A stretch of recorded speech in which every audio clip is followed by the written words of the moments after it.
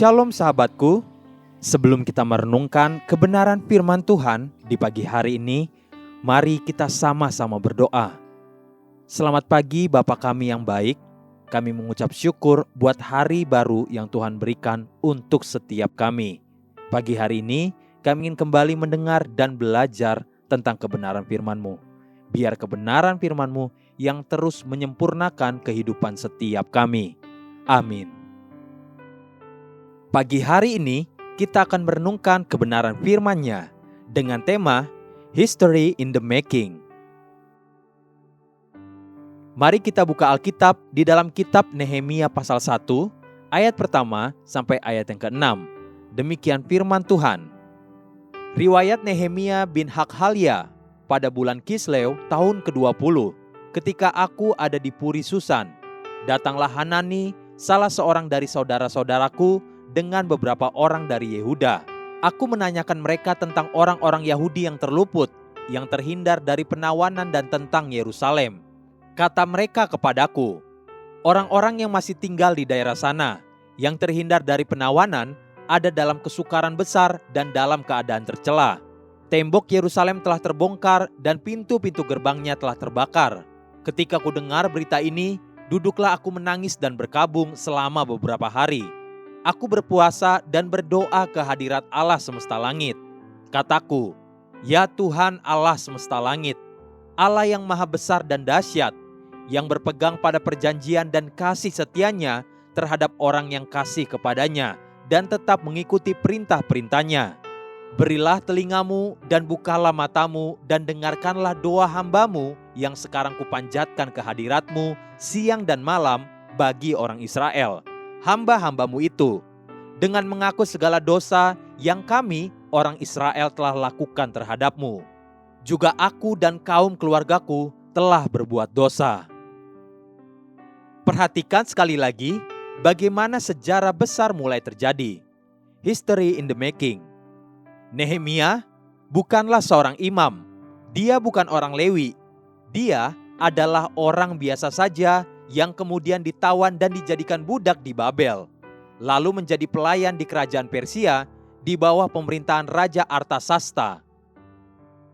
Posisi Nehemia yang berubah menjadi baik, menjadi orang yang sangat dipercaya oleh Raja Persia, sampai-sampai hanya dialah orang yang berhak memberikan minuman kepada Raja Artasasta untuk diminum. Sebuah kepercayaan yang sangat besar untuk diterima oleh seorang buangan pada waktu itu.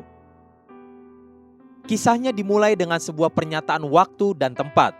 Nehemia pasal 1 ayat yang pertama. Demikian firman Tuhan. Riwayat Nehemia bin Hakhalia pada bulan Kislew tahun ke-20, ketika aku ada di Puri Susan. Inilah awal dari history in the making.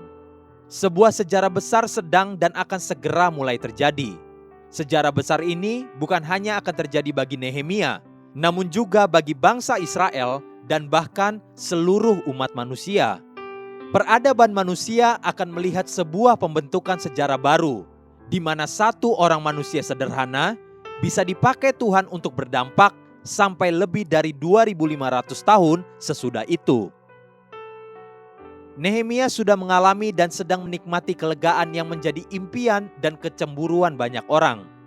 Pada waktu itu, dia sedang berada di Puri Susan, di istana Raja Artasasta, bekerja dengan satu posisi yang sangat bergengsi, seorang kepercayaan raja, dan bukan sembarangan raja. Artasasta memegang puncak pemerintahan atas seluruh Media dan Persia yang juga berkuasa atas hampir seluruh muka bumi. Nehemialah satu-satunya orang yang sangat dipercaya oleh raja, hingga hanya dari tangan dialah raja berkenan minum anggur. Satu ketika, di puncak kejayaannya, mungkin seperti ungkapan yang berkata, ketika dia berada di atas puncak bumi, on the top of the world. Tiba-tiba, seorang saudara dari tanah Yehuda kebetulan datang ke Puri Susan. Maka terjadilah sebuah reuni teman lama yang datang dari kampung halaman yang sudah lama tidak bertemu. Lalu dimulailah sebuah percakapan sederhana. Apa kabar? Bagaimana kabar keluargamu? Berapa anak-anakmu sekarang? Apa usahamu sekarang? Kemudian percakapan sederhana berubah menjadi sebuah benih visi yang dilepaskan. Ketika Hanani berkata, orang-orang yang masih tinggal di daerah sana, yang terhindar dari penawanan, ada dalam kesukaran besar dan dalam keadaan tercela. Tembok Yerusalem telah terbongkar dan pintu-pintu gerbangnya telah terbakar. Nehemia pasal 1 ayat yang ketiga. Perkataan Hanani yang begitu memilukan telah menjadi seperti halilintar yang menyambar di tengah hari bolong bagi Nehemia. Pernyataan itu menghentikan semua semangat dan kenyamanan yang sedang dinikmati Nehemia. Secara tubuh, secara fisik, Nehemia ada di istana raja. Namun pikiran dan hatinya ada di reruntuhan tembok Yerusalem. Ada bersama-sama dengan bangsanya yang sedang menderita. Inilah yang terjadi dan dirasakan Nehemia saat itu. Nehemia pasal 1 ayat yang keempat. Demikian firman Tuhan. Ketika ku dengar berita ini, duduklah aku menangis dan berkabung selama beberapa hari. Aku berpuasa dan berdoa ke hadirat Allah semesta langit. Nehemia tidak mengalami semua penderitaan dan kehancuran itu. Nehemia sedang nyaman-nyamannya di istana raja. Posisinya sedang naik daun, cukup berdiam diri saja, maka semua akan baik dan mungkin semakin baik bagi hidup Nehemia. Namun hati nuraninya berkata lain. Ada sebuah dorongan yang bergejolak di dalam hatinya untuk memikirkan, menangisi, bahkan berdoa dan berpuasa bagi bangsanya. Itulah saat seperti seorang penabur yang sedang melemparkan benih dari gudang yang hangat dan dilepaskan di tanah yang kotor, gelap, basah. Dan benih itu mulai terkelupas, pecah, dan seakan-akan hampir hancur terurai oleh tanah. Itulah awal mula The History in the Making mulai terjadi. Dimulai dari sebuah visi, sebuah beban yang dilepaskan, kemudian kenyamanan diri sendiri yang mulai diabaikan. Haleluya, sahabatku, mari kita sama-sama berdoa. Terima kasih Bapa Surgawi, aku mau belajar untuk mengerti ketika Engkau hendak menabur visi di dalam hidupku.